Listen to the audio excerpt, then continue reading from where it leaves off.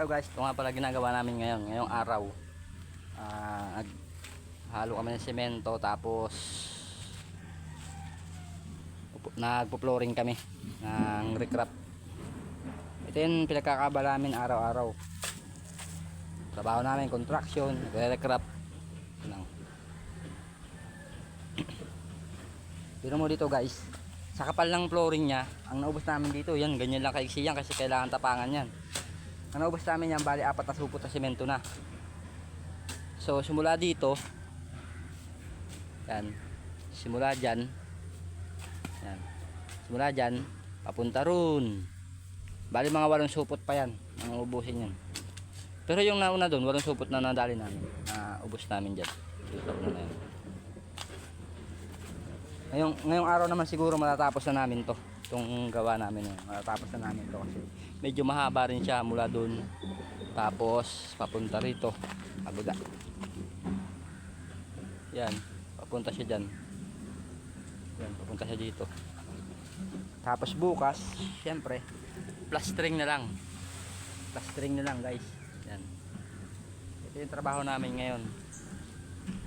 Pagka maulan sa amin sa bundok sa Daraitan, mahirap mong trabaho doon. Kaya dito muna kami sa Batangas, sa Laya Batangas, ito muna kami tatrabaho. Simple lang yung trabaho namin. Pero syempre mahirap din, pero kahit mahirap yan talaga, wala naman trabahong madali. Kaya laban lang. Yan, trabaho namin ganyan lang. Lalo na yung kasama ko ng pang flooring namin.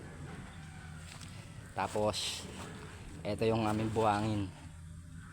Yan, libre na yung contractor namin sa buhangin dito kasi diyan lang namin kinukuha yung buhangin. Ano rin siya, white sand din siya. Diyan lang sa ilog na yan, diyan kami kumakado ng bako. Nakado ng bako yan, sinaahon lang dito. So ito siya, yan nga sa buhangin, white sand din siya. Swerte nga yung contractor dito, gawa ng libre lahat libre yung buhangin, pero hindi yung simento lang bibili niya at bato. Yan, labor na kagaya namin, labor sa amin. Yan, ito yung nabuhusan namin kaya ng maaga. Yan, matigas na rin, matigas na rin siya. Tapang din kasi yung halo niya. Ano kasi to guys, ito yung dating gawa na to nila nung boss namin. Ngayon nag-back job siya kasi dinaya siya nung gumawa, wala siyang pundasyon. Pinatong lang siya dun sa level ng buhangin, pinatong lang siya kaya bumagsak siya. Ito ngayon niretouch namin. Bali ano namin dito guys, magdadalawang linggo na kami dito sa Martes. Magdadalawang linggo na kami. Ang haba nito 30 meters, ang taas niya 4 meters, ang pundasyon niya 150, ang topping niya sa ibabaw 60. Yan, ito yung namin ngayon. Yan, yung kinukuha na ng buhangin, dyan lang kinukuha yung buhangin, kaya binibili lang nila, simento lang, tsaka mga bato, tsaka bato.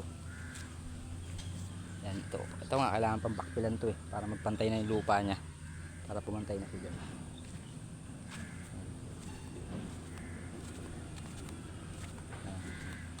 Ayan, kasama ko, makas maghalo yan, binusa maghapon ang nakahalo nyan, 16 supot na semento sa maghapon. Tapos isa lang akong nagpo-flooring. Ganyang kabilasik yan. Pangalan nga pala niyan na Russell Olarbe. Guys, kung pakiyawan lang din, sama nyo ako dyan. Ayan, si Russell. Saan nyo ako? Saan yan? Malakas yan sa semento. Kasi matapang siya magtimpla ng halo. Yun naman guys, kung matabang yan, kayo na lang mga pagsabi. Yeah. Diba? So hanggang dito na lang uli yung video natin kasi di natin ganong pinapahaba kasi di pa tayo marunong mag-edit guys. Nag-uumpisa pa lang tayo sa YouTube channel ko. Nag-uumpisa pa lang ako. Salamat guys, next time uli.